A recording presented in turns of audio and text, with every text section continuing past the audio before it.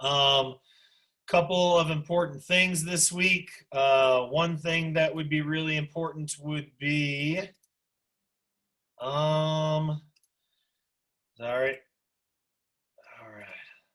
One thing that's really important is in the state of the nation, The Mandalorian starts streaming on Disney Friday. So just wanted to let everybody know, although we've been talking a lot about the election, um, really we've got to have our priorities straight, folks. And so Friday, The Mandalorian is getting released on Disney Plus. So I've been rewatching it. Not that I haven't already rewatched it a bunch, I have. But that's, pretty much like Christmas, and especially right before the election, something really positive. If you have not voted, please do. I'm taking my ballots today, and I always take them to campus. So I'm going to take them to campus sometime this afternoon, and maybe you will see me hiding across campus looking like this. Maybe I'm just going to roll up to the box and illegally park and then drop off my ballots. Either way, that is coming up really quickly. But in other news, look at everybody. Can't wait to see Ahsoka. Yeah, Ahsoka's going to be in it. Oh, yeah. I mean, Dave Filoni, he took over years ago for the Clone Wars series, and he's pretty much now the guru, and whatever he touches is good. Favreau, or whatever, the director of Iron Man, that he's not as into Star Wars, but Fellini, he knows what's going on. All right, so I'm sorry for those of you who could care less about that. Let's get back to class. All right, the blue-eyed, brown-eyed study, or that discussion. I've only seen one post, so I know it's not due for a while, and everybody's working on papers. But please, if you can, get on top of that. Take a couple hours. I think the one piece is only 50 minutes. Take an hour and check it out, because I think you'll really like it. Also, you might as well post early for the discussions. Everybody here should be getting full points all the way out from here on out for discussions, because it is absolutely points that I build in. And I've never done this for a live class, but since we're from a distance, I wanted to have some more ways to reward people for participating. And so that's it. Yeah. All right, the food bank. I'm here in the Larimer County Food Bank. Our section 002 has raised, it says $100, but I'm gonna call and make sure that I can get all of my classes on one page and that they're all organized from the back end from the food bank. But at least we've got a couple donations. Now that percentage does not reflect the goal. My total percentage for us to get 25 points is $5,000. Last semester, my classes collected $7,000, which provided 14,000 meals. So I'm gonna set the bar at $5,000. Now that's a lot of students. I have like 250, 300, 455, 6. I have about 600 students, maybe 650. So head on over to our link on the discussion board for the food donation, donate, and our goal is 5,000. If we get $5,000 collectively, all my classes, if we raise that, then I'll give 25 extra credit points. If we get more than that, I think last semester, because they collected $7,000, which is, I think, and they can provide, like I said, twice that for meals, so they can provide 14,000 meals. If we get above that, I am absolutely willing to go higher, to give more points. So they might have got 30 or 35 points. So do what you can, start early, and then and then we'll keep donating. All right. Are you with me? Everybody's faces here are frozen up except for mine. Can somebody give me a thumbs up or type something over to the right that lets me know that that you can hear it? Okay. I hope, is it breaking up or is it all good? Anybody? Okay. All right. If we donate, do we need to save anything that proves, or we will be able to see it? Yeah. Please put your name. Some people donated through their families' names or credit cards. Families and friends, they can absolutely help too. Get your family and friends in on this. This doesn't go to me. This goes to people out there who are food insecure. Cool, just a little lag. Awesome, sorry about that. But yeah, as long as you put your name in there for the donation, then we will have a list of names and we'll be all good. So you don't have to like donate and then reach out to us again. The GTAs will go inside there, or I'll have the food bank generate a report for me and then you'll get those points. So, all right. So yeah, get donating. Also, and I thought about this. It's interesting. Oh wait, can you see the plant? Hold on. Go get it.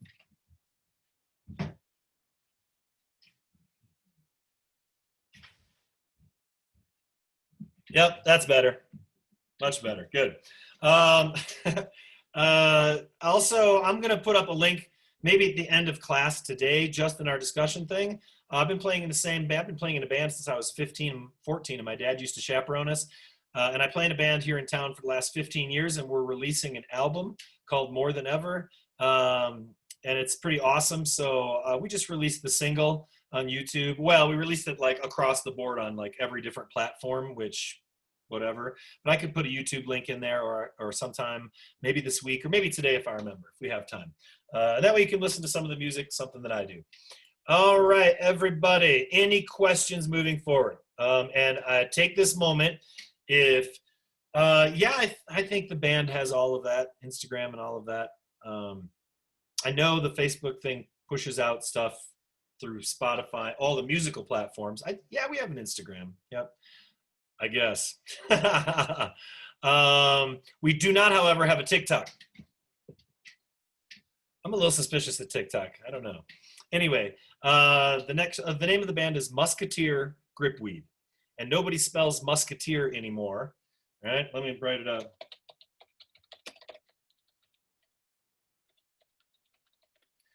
But we've been around for 15 years, and I've been playing music forever and ever and ever, and it doesn't suck. If it did, or if I was like some old guy playing in a band, but we open up for national acts all the time until, 7 months ago when everybody's, touring left. But sometime check out the band. We're on Facebook, and there's all sorts of stuff. So yeah, you'll get to see pictures of me not looking like this. Anyway, let's go from the food drive. Oh, yeah, sorry, back to the paper. Let's do it. How should we complete the cultural section of the paper? That is absolutely the largest question for that section. I'll go over this, and I am recording it, but let me just let me ask this. Everybody's doing something specific there. Like, what do you want to do? And here are some examples, like weightlifting and that like subculture and weight gain diets, or local CSAs. Why would somebody try and grow food for people as a living in town? Or organic gardening for schools. Do they have a program that does that here? Or veganism amongst college students, and you actually interview some people. Or like, there's so many things. So I know it says a cultural perspective, but the thing we keep coming back to is, what is it about food or food preparation or production or safety? What is it that you're interested in? What do you think would be interesting? Now, no obesity, no fast food epidemic. People have done tons of movies about them and written tons of books about them. Those topics are simply too big. So what I'm trying to get you to think about in 2 pages of single-spaced writing is, what's the most specific way that I can address something that interests me about food? Okay, somebody wanted to do the keto diet the other day. It's kind of a big topic, so you're gonna have to talk to people in person. Anyway, we're trying to get it specific, but you can see how obesity in this country is just too big of an issue, and no pun intended. It's just too broad of a topic. So, do we need to create a survey? You can go online and create surveys and email them out to friends. Maybe somebody was going to do something. I think Robert about. And then he was saying that there's sites that cost. So if they cost, that could be prohibitive. But you could also just email a survey to people. And so you could ask specific questions about anything. So you have to figure out what your topic is. I think an interview is a good idea. I think calling somebody and or email interviewing or doing a Zoom interview with somebody is accessible. You can record it. You can get direct quotes. I always think that's it's a great source for your paper, being able to do an interview. So let's see. For the food paper, I'd like to talk about the stigma against veganism. I think there is a stigma against veganism, particularly in this culture, but maybe not so much, maybe less in college, maybe more so with the older generation. Pick a generation and then interview some people about it. What does the word veganism make you think of? And why do you think somebody shouldn't be vegan? What do and then like later on, what do you know about veganism, right? Because like people who might hold those stigmas against it might know absolutely nothing about it. The previous generations were taught that the only way that you get protein is just meat, meat, meat, meat, meat. And obviously that's not true necessarily. So other questions. Who has an idea about something they want to do for the section 3? Oh, one last question. Are they required? Because I'm not sure if there's anyone that could personally relate to the topic I'm researching. Well, you don't know until you start asking people. Reach out through social media. You know, how many of my friends here, I don't know. They're not necessarily required, but I think if you're going to write about something, it'd be great to make it more specific by interviewing people that you have access to or could have access to. You know, you could do it strictly from textbooks and articles and things like that. But again, this is the more local you can get it, you know, the better. Lack of nutrition education in schools. Yeah, and maybe you call around a few schools and say, or the school district or the Poudre School District, and say, what's your nutrition education? Like, who educates people in the district about nutrition? Anybody? Who do you order food from? Right? Things like that. Like what's your contract through for the district? Oh, Cisco. Well, how much of that food do you cook? What standards does the state set for you, and what are you trying to do more for healthy food in this district itself? There might be a district nutritionist. Doubt it, but there might be somebody related to health and wellness. What about comparison of food choices between different economic classes? If you do something on food deserts, you know, then you already know that you're doing something that people that don't have access to grocery stores. What is a food desert? Are there any in Fort Collins or the Front Range? There most certainly are. So you really just, you know, many economic classes might be difficult. You don't want to make it too broad again, but you could look at lower socioeconomic status folks and their food choices and some of the health outcomes. You know, you can find, there's information out there about that for sure. Robert, can I randomly pick people to send the survey to instead of yeah, I mean, and I can't really have people giving surveys in the class, within the class. You can try email people you know. You know, you could make a post somewhere, see if anybody wants to help out, but I don't want to get too confusing in as far as like tagging on to different discussions and stuff like that. And I'm not sure if the class for students gives you the ability to reach out. But maybe, again, if you can get a link with the survey, if there's a non-pay site out there somewhere, that'd be great. If not, you're having to email things to people. But everybody seems to have an email list of a dozen people. You don't have to interview or survey 100, although you could certainly too. Talk about obesity and hometown farmers. I know the difference between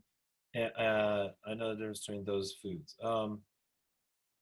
I guess, Abby, you'd have to be a little more specific. I'm not sure. Do you want to unmute your mic and kind of explain that topic a little? So basically, I just did like, I did like obesity, and I took. Sorry. Your mic's being weird. Yeah, I think the mic's being weird. Maybe you could type it out if you want. Sorry. But yeah, hometown farmers, like, do hometown farmers, obesity and hometown farmers. I mean, there's something there for sure. Interviewing local farmers about anything, I think, could be really good. The effect grief has on your relationship with food. Yeah, I'm a sociologist. That sounds awesome. That sounds really interesting. I mean, it doesn't sound awesome because we're talking about grief, but I was talking about older generation, new generation wasn't able to interview, but looked at different studies, included interviews, talk about how generation creates aesthetic of veganism without knowing the actual benefits of it. Oh, yeah, definitely. Sure. The aesthetic of veganism is really good. That's really interesting to me as a sociologist. When Julie, my partner, tells me that somebody came into Vitamin Cottage and asked how they can get a vegan plant-based burger that tastes as much like dead raw meat as possible, that's interesting to me as a sociologist, right? I'm like, oh, really? So I think, yeah, that would be really cool. Yeah, I like that potential topic. And again, Don't have to interview people, but you could. Eating bugs for sustainability as opposed to contributing to the meat industry. Maybe the stigma around eating bugs in Eastern countries. Sure. Yeah. I mean, does anybody choose to eat bugs in this country as a diet, as a like in direct opposition to the meat industry? I mean, that's interesting. See, I'm asking us to be like creative. I want you to find something that's that sociological something that's they're like, hmm? I think there was a song that called "Things That Make You Go Hmm." But that's kind of soch right there in a nutshell. You know. All right, good. Anybody else? Any questions about that? Let's just leave it this way. Random sociology question. Can you minor in sociology? Sorry, I know we're jumping all over the place. Yes, you can minor in sociology. And I'll tell you what, and then we'll move on. I love this department. I think I told you day one, I only endorse a couple things, the Instapot and this department, a few other things. But I love the social department. I think a minor is great. The people are the most open-minded, genuinely caring about other human beings and totally respect everyone on every level and knowledgeable about that than I've ever met in my whole life. I love it. Yes, and tell them Jason Downing sent you, or tell them that somebody else inspired you. But I have a lot of folks that take my classes that want to ask about majoring in soc, and there are so many other cool people in that department. I might not be one of them, but they are for sure. All right, from grocery store organization impacts the foods we buy. Okay, so like, right, marketing to people, but be specific. Not just overall. Pick a food or a type of food, something like that, maybe. I wrote about obesity and how certain foods affect it. How many Americans do not know what is healthy and what is not? I interviewed a farmer. Oh, okay. Sure. The more, like I said, the more specific you get, the better. I always try and stay away from obesity unless you can bring it into a more focus. Cultural aesthetic of fad diets and how they are viewed by dietitians. If you pick a couple, there are so many.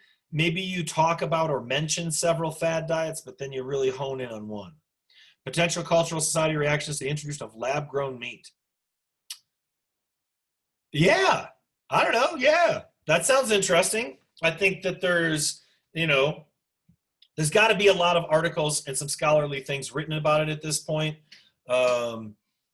Companies that try and make that stuff, you could reach out to those very people that make it. So I think you could get solid here and not be hypothetical. And again, I mean, you hear me saying things like give a survey, talk to somebody, but for real, like even with college, your classes, your professors, your deans, make some connections. Like you never know if the head of Whole Foods or meatless whatever Wonder Burger company, I don't know what the name of the company is, you never know if they'll talk to you or not. Especially when you're not like grilling them for a documentary. You're like, I'm a social student. We're looking at our relationship with food.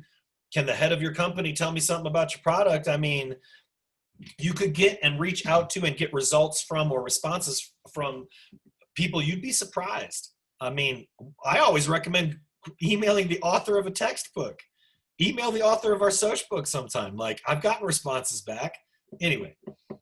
Social media impacted the food people buy. That's too broad. That's a good example of too big. Social media and how media definitely purposely tries to impact what we buy in food. Now get specific. Fad diets are too big, Taylor. You've got to get more specific. Pick one. Link between autoimmune disorders and consumption of processed foods. Yes. Americanization of foods from other countries.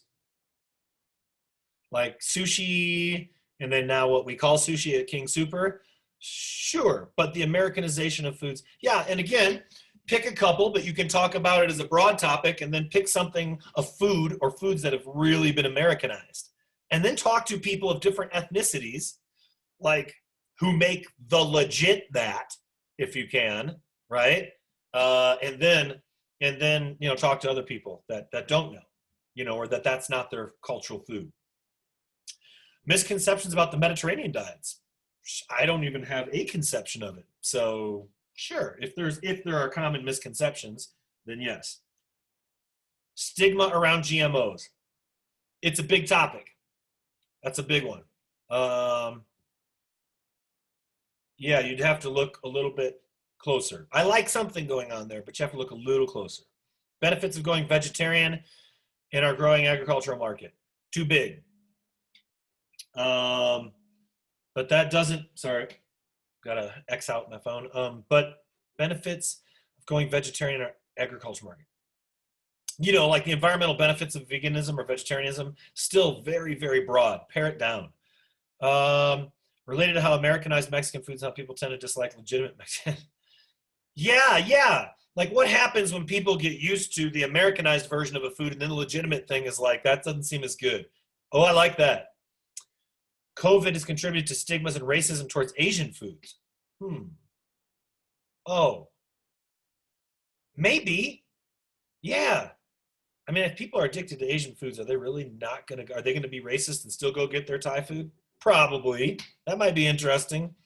Social media increased popularity. But yeah, you could talk to people who own or run or work at restaurants and see, yeah, and ask them, have you experienced more racism? Definitely. Yep. Mine is why people choose organic food and cooking their meals versus eating non-organic foods. I've narrowed down to 6. Yeah, the quicker you can give a survey, the better. You know, I'll give you food poke. The mainland botches genuine. Awesome. Right. Sorry. Yes. I'm sure. All right. Good. All right. So let's switch gears now. If you have any more specific questions about your paper, that should give everybody in here a great example of what we're talking about how to start with something that might be too big, and how to get it to be more specific. And also, hopefully this gives you some kind of incentive to talk to people through email, phone, Zoom, go to the source. Always, if you're doing research, go to the source. I mean, don't talk to somebody who just eats the food, talk to the person that grows it. Dig it. All right, cool. All right, so now I'm gonna look over here. Okay. Let's start off here. And I'm probably gonna screen share this business for a sec. I'm going to start just talking a little bit, lecturing a little bit on stratification. Sorry, trying to do two things at once, which is not always something I'm fantastic at. Oh gosh, kill me. All right. So anyway, let's kind of get through some of this. We talked about a bit of this. So I haven't really talked about this yet, but let's just run through real quick. You've probably seen my videos, but I think it's worth the run through. These are 4 common components, right, of the 4 basic principles of social stratification. It is a trait of society, not a reflection of individual differences. I talked about this when I suggested, do you think just the good swimmers survived the Titanic crash or whatever, Titanic wreck, right? So we know that that's not necessarily true. It's not just whether you're a good or bad person or capable. It's society's trait. It carries over from generation to generation. So again, not the individuals, but the idea is that it's passed on. This society, especially if we're looking at it from a structural functional point of view, wants to pass that on. And that brings us to social mobility, certainly going to be on your exam. And we've talked about this, right? A change in position within the social hierarchy. And as much as we like to think that it's just moving on up, that's it. Ooh, the Jeffersons. We can also go down, right? We might not plan on moving down, but social mobility goes both ways, right? And of course, for many people, oftentimes stays the same. So stratification is universal. This is not something that we're just talking about how awful it is that the wealthy in this country have so much and the poor folks have so little. Stratification is universal. Every culture does it. Every culture decides that things are going to be unequal and what will be unequal, right? So I have here, do you believe a company executive is worth more of the pay of a secretary or administrative assistant? Or what about a cook who works harder, right? A cook or a server or a manager sometimes. I know a lot of managers that would hide out in the back room while everybody else kind of, made sure that this restaurant was functioning. So, and fourth, and got a couple pictures here of young George Bush. Look at those eyebrows. He's rocking it. So social stratification involves not just inequality, but beliefs that we define it as fair, right? It is well defined as fair, meaning this inequality is justified, right? You know, I think that here's how you know I'm going to be neutral here. So do you believe the Kennedys are deserving all the money that they have? Just so that you know that I'm not trying to just pick on a Republican. No, a lot of that wealth was transmitted through that Kennedy family and inherited. That doesn't mean that those people didn't work hard and didn't achieve things. But certainly the same is true in ways with George Bush. Now, I think that everybody in here, if you got straight A's in high school, could apply at Yale. And how many of you maybe would get into Yale? I don't know. A few of you, maybe. But how many of you are going to get into Yale with a C or below average in high school? I'll tell you because I know it's this many. It's exactly 0. But we know that these institutions also have family-like places or scholarships. So not based on your grades in high school, but based on how much your family has given to the school over time and things like that. So, you know, society might define it as fair, but that doesn't mean that this system of social stratification that everybody's going to agree. Most people in here would agree that that's really unfair if somebody gets C's and ends up going to Yale or Harvard or something like that. Right? So wealth, a good term, another good term for the exam, really the value of everything a person owns minus the value of everything owed. And of course, in this society, you know, debt is a big working piece within that whole idea of wealth. So equity, vehicles, stocks, bonds, cash, other forms of investments, things that people build up over a lifetime and they pass down over generations. So I'm talking about if you have access and the proportionate power, right, in society, then you can transmit that wealth and you build it up and you pass it down. I'm going to give it to my kids, then they get it, then their kids are get it. And obviously the idea is that builds. High quality education access is a big piece. Business ventures, travel, access to travel and cultural, like getting different cultural perspectives going around the world. So this is wealth. So when we talk about the next slide, a wealth gap, we understand that, you know, yes, that's a dramatic picture, but here's our wealth gaps, European to minority. Now remember, and this is always the starting place and the finishing place for us in my classes, when we look at these statistics, it is not about guilt. You didn't do anything during slavery. You're not responsible for the inequality wealth gaps right now. That being said, I don't want you to feel guilty. I want you to take responsibility. Guilt is something we feel when we know it's wrong and something's wrong. We haven't done anything about it. Responsibility is the piece that we take when we know that we want to change it. So the European to minority wealth gap, the white to African American, and that picture is hiding it right now. Sorry about that reformatting, is 8-1. Okay, white to Latino is 12-1. And I said built up over a lifetime and passed down over generations to create new opportunities. You can't tell me that the system of stratification we have is fair if people of color couldn't even go to school 70 years ago legally, right? So you have only been able then to pass down that high quality education, which then takes a couple generations and then leads to a higher paying job, then leads to you being able to actually own your own homes. But still in the 70s and 80s, they were redlining minority neighborhoods. And so those folks wouldn't have access to those homes anyway. So if you've only for a few or a handful of decades been able to have access to a system in even somewhat of an equal way, of course we're going to have these. Now, what's that mean? Well, let's flip the scales on this. How do you think people of European descent would feel if it was 2-1, like wealth gap? I think folks would freak out. 3-1, 4-1, 5-1. Now we are out of the realm where you could even imagine those wealth gaps taking place and having people not just absolutely lose it. And of course, now that you people of European descent have enjoyed a great deal of privilege, even if it's just background, institutionalized, built-in, unearned privilege, folks are used to it. They don't want to lose it. But again, 12-1, and of course, these statistics are directly related. Like I said before, socioeconomic status, you can write it down, SES is the greatest indicator of your health. So folks that are in the lower socioeconomic status, people of color, that means that you're going to die if you're a woman of color like 10 years in some places earlier than a person of European descent who would have the same gender, right? 10 years, if I told you all you could live an extra month, would you want it? An extra day, would you want it? So this is the magnitude. When we talk about stratification, this system decided what was fair and how they judge that. And a long time ago, they decided that certain genders weren't as equal. They decided that certain people of certain skin colors weren't as equal. Well, what does that matter? Everybody can pick themselves up by their bootstraps. Not true, right? That means that some people have had that access for hundreds of years and some people for maybe the last 70. It's non-comparable. And certainly statistically, those gaps of inequality are getting bigger. I think we are better than that in this culture. That doesn't mean that other cultures don't have massive amounts of inequality. Many of them do.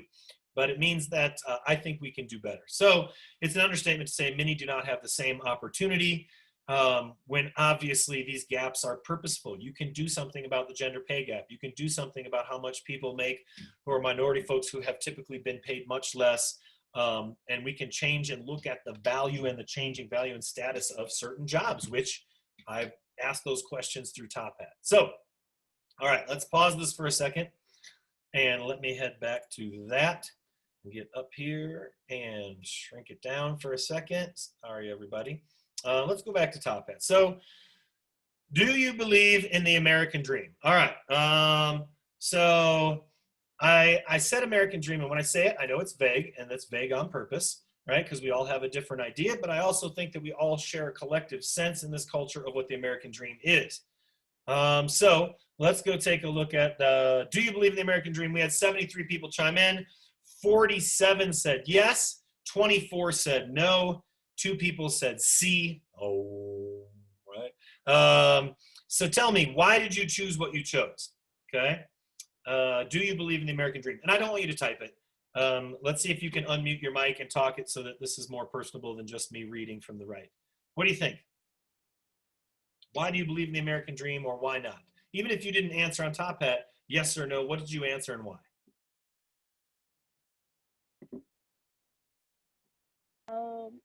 Can you hear me? Mm-hmm. Does this work? Okay, cool. New headphones, right? So I said I don't believe in the American dream, mostly because I think it's just a really outdated idea, and like the kind of whole thing about like a nuclear family, in my opinion, has like really changed since then. I think not everyone comes from a 2-man and wife household anymore, and you know, a lot of people come from a single parent household, or were raised by their grandparents, or were raised in, maybe they had 2 dads or 2 moms. And I think that whole idea of like the nuclear family is really just outdated and really associated with the American dream. Yeah. So Good, good. Yeah, times change, right? That's one of the things that I talked about first in this class, is that culture is not stagnant. It is going to change. So no, because maybe that the same things don't resonate with this generation. And I mean, what generation do we kind of think of for the American dream? I think there is a specific one that people usually refer to, and it's a ways away from where we're at now. So I can see that, Savannah, for sure. Other folks, thoughts? I will read one here. Robert said, Spain and other countries have universal health care, pay our taxes, allowed everyone to get the same treatment, even if you're poor. Yeah, devastatingly unequal in this country, and one of the only places in the face of the planet where people actually lose everything they have, their house and all their savings and everything, if they have something not simple, but you know, like even a heart attack, which now seems fairly simple, at least compared to other things medically. Why else? What do you think? Chime in. Do you believe in the American dream? Yes or no, and why? I said, hold on, let me get my video on too. Can you see me? I probably will be able to here in just a second. Okay. Well, you can hear me, right? Yep, definitely. Okay, cool. Yeah, I kind of agree with what the last person said. I definitely think it's an outdated idea. Just because, and I think when we think about the American dream, you know, think about like traditional, you know, like baby boomers, like their parents finished the war, they went through the Great Depression. So there was an upturn in the economy, like there was a boom in the economy. So realistically, I mean, a lot of, I mean, my grandparents, like, and a lot of people from their generation, like, you could expect to, you could go to college, or you could go right from high school to go to work, and you could probably save up for a few years and afford to have a family or a house, because the housing market was really good.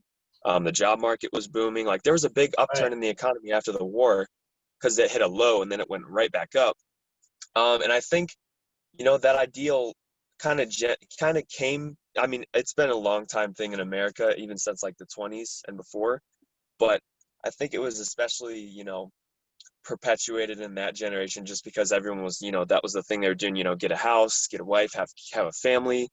But I think it's kind of, you have to kind of change that ideal up a little bit for our generation a little bit, just because what we're dealing with now, especially with COVID and all that stuff. It's kind of changed a little bit. So I said no, just because it's not like, it's a general thing. It's like, go to college, get a good degree, get a good job, buy a house, have a family. It's kind of a general thing. Not everyone's should, fit their life to that. Not everyone kind of wants to live that life. So it's kind of like a, you know, to each his own, I guess. Yeah, and I agree with you with the 1950s thing. I think that's where we got that notion of an American dream. And why, it might be so outdated 70 years later for people's reality. Everybody really, so many people, especially of course in dominant culture, not everybody, but people in dominant culture, able to get a house, able to get loans. Everybody's got to have a car. I just drove by the drive-in the other day in Fort Collins, and the houses that the townhomes, and I'm pretty sure here that townhome is just a fancy word for apartment, because you still share walls with people. Townhomes were starting in the 450s. Like, when we bought our house about 16 years ago, it was hard enough because it was 172,000, and my parents lived in Illinois. Their house 40 years later is still only worth 70,000. So they were like freaking out. But I can't even imagine being in your position and wanting to have something like, if the American dream is owning a home, how do you get out of college and afford a $400,000 townhome? We're going to be selling my dad's house. It's a 129 year old farmhouse with like 3,000 square feet and 3 like lots, and that house won't go for more than 100,000. You could get 4 of those for what you get for an apartment here. So yeah, there are some stark realities, and a lot of this socioeconomic status, right? As that gap is going and getting more and more and more, less and less people are able to afford those things.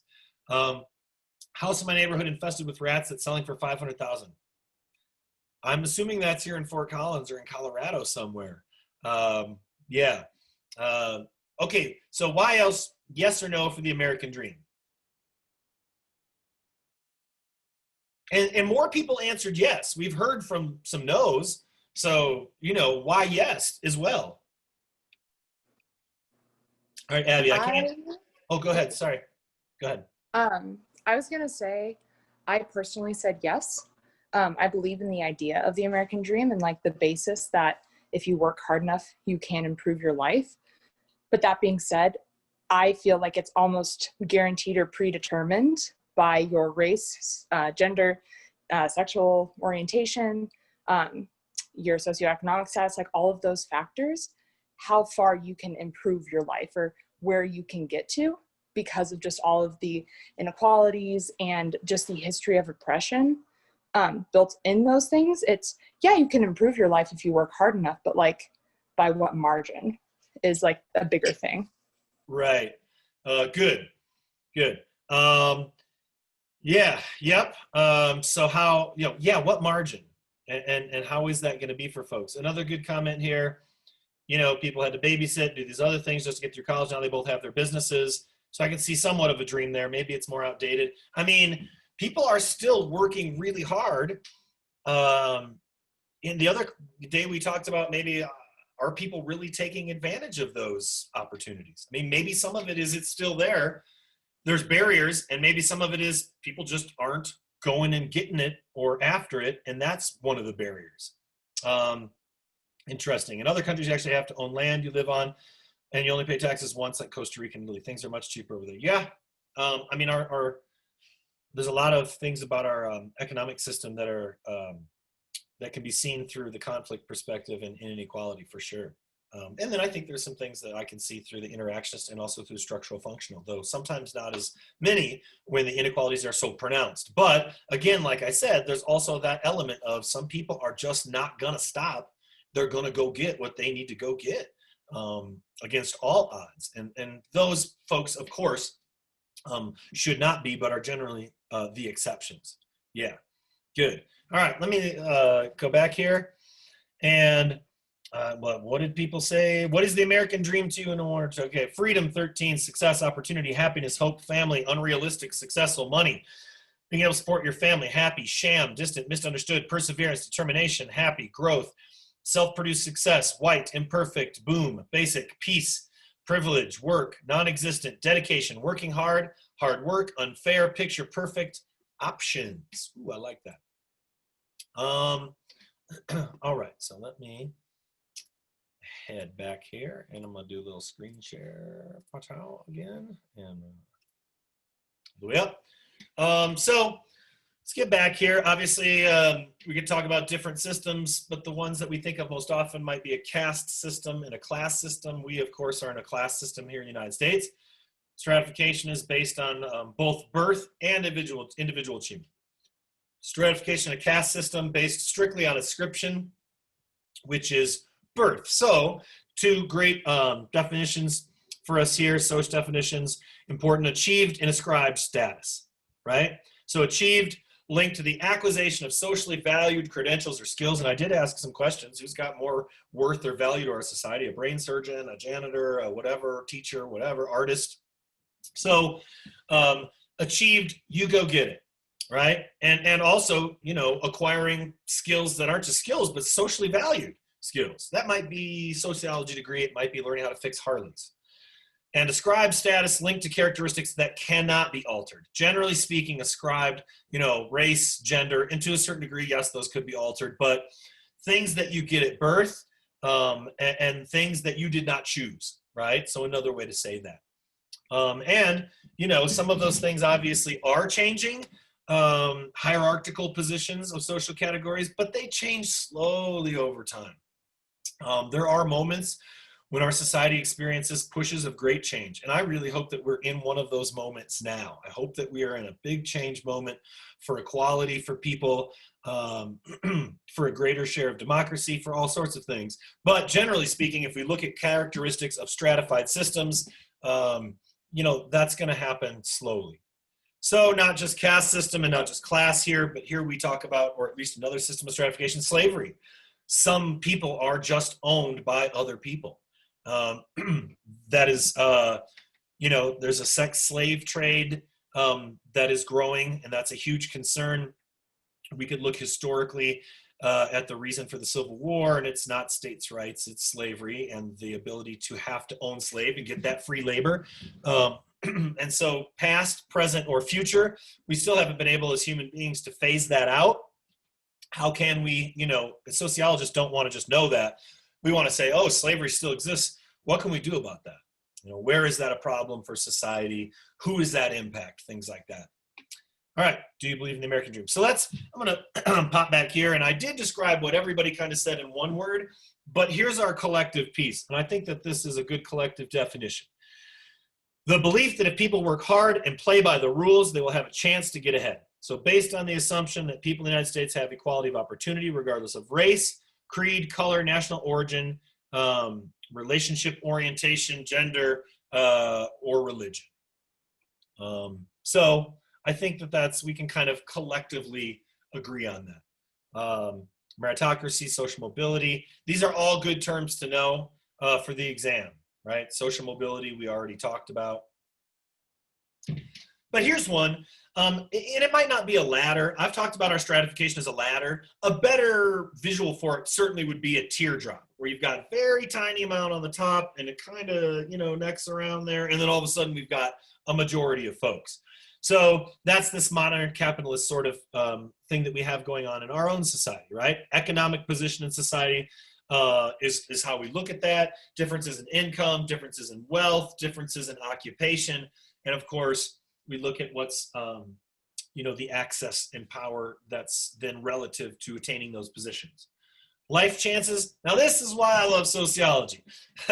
How's your life going to go? I don't know. Life, what are your life chances? This is great because really sociologists find, I think, ways to take difficult concepts and make it easier for us to understand. So life chances, good, another good test question, but what are your opportunities and obstacles encountered in education, social life, work, and other areas critical to social mobility, and certainly influenced by class. Yeah, right? And then we've got the social mobility piece again. All right. I'm going to stop the share here and pop back over here. All right. I'm going to send an email out about the next exam. It'll likely be over chapters 7, 8, and 9. I can't quite remember. I think it's going to be over 3 chapters again, but I'll make an announcement about that. Let me see. I don't know if that's the right. Yeah. I think this is. Let me see here. Sorry about that, everybody. Gotta shrink out of the one window here. Let me paste this really quick. All right, so here is the link. I'll paste it for you just for fun really quick. Oh, I have no idea why that says that. To everyone, there, I've pasted the link to the new single off of our upcoming album, More Than Ever. So, does anybody have any questions before we go? Anything whatsoever? Curious to see how Instagram has increased the popularity of organic foods. That might be interesting. It's one media platform. I could see that. I don't know. Yeah, look into that. That might be interesting. Anything else? Send me an email.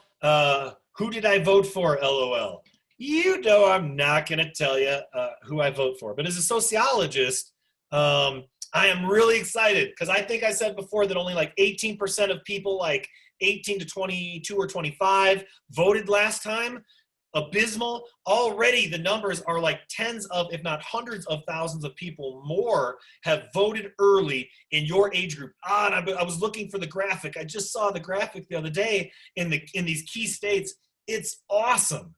I love it. Young people, you absolutely need to vote, and you are. Like, I always find it funny, or not funny, it's tragic, and it's interesting that the people who could have the biggest decision-making abilities, people at 18, right now when you can vote, like, those people oftentimes don't vote. Like, that doesn't make any sense. When I was 18, I absolutely wanted to decide policy and tell adults who are way behind the curve, I thought, and they were. I wanted to tell them, here's how I'm going to set policy. Here's my thing, the environment. Here's my thing, da-da-da-da. So for me, I think it's awesome to see so many of my students, people your age, going out and voted. You are making me absolutely super, super proud. Who did I vote for? Well, I'll tell you what I'm going to vote for, because I don't vote against. I vote for things. I vote for human rights. I vote for gender equity. I vote for people who support diversity, because racism and white supremacy needs to be smashed at any and all costs. My personal opinion.